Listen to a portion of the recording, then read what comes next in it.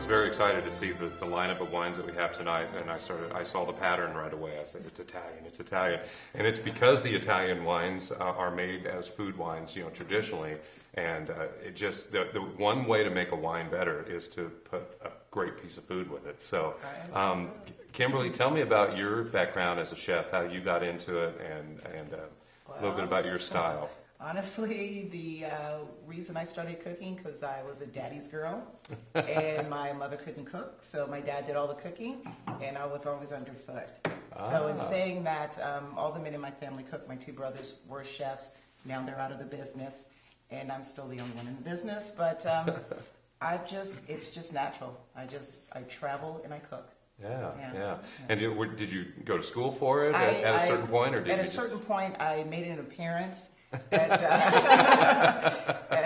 was it CCA in San Francisco? I made a few appearances at college too. Yeah. But sometimes school work. You have to do what you have to do. It's very it has to be. I mean, most college students don't realize how hard it is to not only just go to college and then try to have a job, but if you're a chef, your job is your school, and it can really be taxing. Oh, just a little. Yeah, but they can really work you. Yeah, it's live and learn, and I'm glad I went to school, but I'm also glad I worked my way up the ranks. And I travel a lot, so I just picked up things here and there. Great. How would you classify your style? What would you describe your style? Gypsy. Gypsy? Is it gypsy? Gypsy.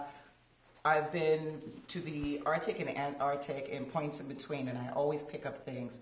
So I just pick up various things and just kind of mix and match and hope for the best. You've been at the top of the world and the bottom of the world. Yes. Holy cow. Yeah, That's I've fantastic. seen the Northern Lights and the Southern Cross. Well, that's cool. Yeah. Not a lot of people can say that. Yeah, I'm really happy I can. And Kaylee Sharp is with the marketing with Granada Bistro and Lounge. Tell me about marketing for this unique place here. It has a different approach. It has a different style to it than not only just a lot of places around Paso wine country, but San Luis Obispo wine country too. Tell us about the lounge itself. What's the goal? What are you going for there? Well, let's see. I actually just came onto the marketing team. I just graduated from Cal Poly, so I've been working at the Bistro since August with Kimberly, and so I just came onto the marketing team. But what the Bistro really tries to be is sort of a little Europe in San Luis Obispo. And you have wines from all over the world, and she just pairs them with foods that are just so interesting and different. And so what we try to be is just kind of to provide something different. Everyone who comes to the Central Coast, you get to try these amazing wines, but to be exposed to these different international wines is just kind of a fun flavor and really adds to the sort of atmosphere of the bistro. Well, I'll give John credit for this question because we were talking before the show. One other angle to it too is it's not a Cal Poly place. For people not familiar with San Luis Obispo is the home of Cal Poly. Exactly. And 20,000 students and every kind of bar and restaurant you can imagine that would cater to 20,000 students. There seems to be a movement of places in SLO that are sort of, okay, the students have their thing, and we're still wine country too, so can we have a place? Exactly. And I think that the bistro really caters to that. Everyone thinks of San Luis Obispo and they think of, college town, and there's kind of this layer of San Luis Obispo that isn't really known.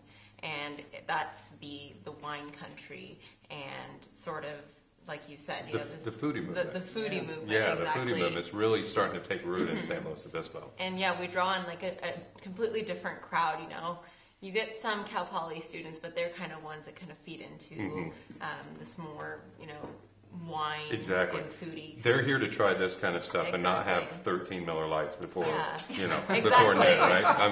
I mean, that's what it is. That's the vibe. It's very different. Very different. Which is great, though. And 20 years ago, if you would have told someone that Paso was going to be the first foodie town on the Central Coast and San Luis would kind of be playing catch-up to that, they would have laughed you out of the county. I mean, that was just not the way it was 20 years ago in this area. And that's part of the reason we're here. Is Paso, when we came here, reminded us of Sonoma 25 years ago. I mean, it's a great downtown. The restaurants are great.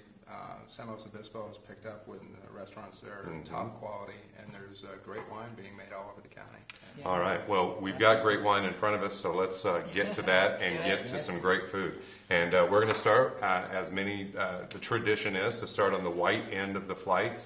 Something a little lighter, something a little easier. You don't want to blow up the palate on the very first taste. But why don't we go with the first one? This is a brand new varietal to me. This is one that I haven't heard of. Tell us about this one here. This is the Arneis. So Arneis is a varietal that comes from northern Italy, typically in the central and western part of northern Italy. As a rule of thumb, you can say where they grow Nebbiolo, they grow Arneis. It grows well in the same sort of foggy, kind of cool environment. Almost like our Pinot Chardonnay partners. They always kind of end up being in the same places. Yeah, very similar. And there's similarities further into that too. When we get to the Nebbiolo, we'll talk about that a little more. But Arneis tends to have green apple flavors, almost citric flavors, a little bit of hazelnut in the background, particularly towards the finish, and then it's very crisp, a very high acid wine. Style-wise, we do about 30% malolactic fermentation. The rest is stainless. The ML just brings the acid down a little bit, provides a little creaminess in the finish. But you end up with a wine that's very refreshing. Right. It pairs really well with things like cream sauces, mild cheeses. It's great with sushi. And it's really nice on a hot afternoon with a bunch of your friends. Yeah. Well, I mean, there is a little bit of creaminess to it, but it's not a butter. It's not like a stick of butter like a Chardonnay. Just a touch. Just a touch. You notice that, just a little bit of that. And you said there's a little bit of stainless in there. Well, it's all stainless. It's all stainless. There's no wood in this. Okay, gotcha. And I do that specifically to keep the crispness and to make it a very refreshing wine. And it's a very palate-cleansing wine. Excellent. And this is one we kept in the fridge until the very last minute because we wanted to have that cool crispness to it, so you can serve a little cold on a warm North County, summer night. Yeah. It's got to be perfect. And it goes with the first piece of food here. This is one of two flatbreads that you made for us. Tell us about this one. This was got salty apple. Yeah, this is a salty apple flatbread. It's a Dijon base with, I have to say, I love this goat cheese, Happy Acres goat cheese out of Templeton. Green apple and finished with honey with a little prosciutto for saltiness. And pairing it with this wine, it just brings out all the flavors. And I must say, and I've said this when we first met about the pairing of the food and wine, this has been such a pleasant experience from start to finish, right down. All of his wines, all of your wines, are just amazing with the food that we serve at the bistro. Right. I mean, it's a great, great compliment. And with these wines in the Italian style, we're going to get a little bit of acid on all of them, and that's always part of pairing it up with food, to sort of cut through some of the food. The saltiness of this prosciutto with that acid, that's the two things that are made for each other right there. So the little savory bite from the prosciutto goes very well with both the flavors and the acid. And then the crispness of the wine is very palate cleansing of the goat cheese, and then the honey that's on here, which you think would be a little cloying. But it cleans up your palate very, very nicely and creates a separation between the food and wine as well as a complement between the food and wine. So I don't think I've ever had goat cheese that rich before. I mean, it's just, it's like a pillow. It's It is.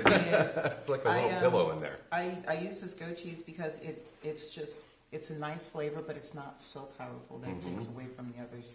So I thought it paired well with the wines. Yeah. And we'll be featuring the August Ridge wines at the Granada Bistro, so if people want to come try it, they can Before we drink it all up. Exactly. You better come fast. Yeah. drink all you want. We'll make We're a fast drinking team. Yeah. See, now that sounds like a fun place to be. It is. Fast drinking and good eating. Oh, yeah. It is. But I really like how that goes together. I was going to ask Jill, but she's got a mouthful on it right now. But all the complexities there, the salt, the sweet, the savory, and it all goes so well with this grape. This is a really neat grape. This is Arneis again. Arneis. And it's Arneis. It's not well known in California. No, I've never. It's a little difficult to grow, and it's a little difficult to deal with in the winery. It tends to oxidize, so you have to be very careful with it. And it's, to be honest with you, it's not a market leader. People don't know what it is. But in our tasting room, we sell principally through the tasting room. We get the opportunity to taste people through the wines, and it's very popular.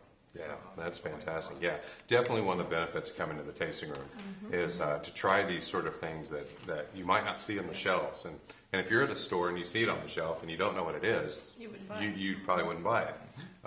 Unless it has a really cool label on it, which apparently is a huge buying deciding factor for people. Some people just buy wine based on the label. I don't know how that works, but no cute animals on that label. There are no cute animals on this. No, there are none. Let's move on to the next one. That's a fantastic pairing. So far, we are killing it. So it's going to be like this. It's going to be unbelievable. So next up, we're going to move right into the reds here, and I'll pour these out for you. I always pour mine out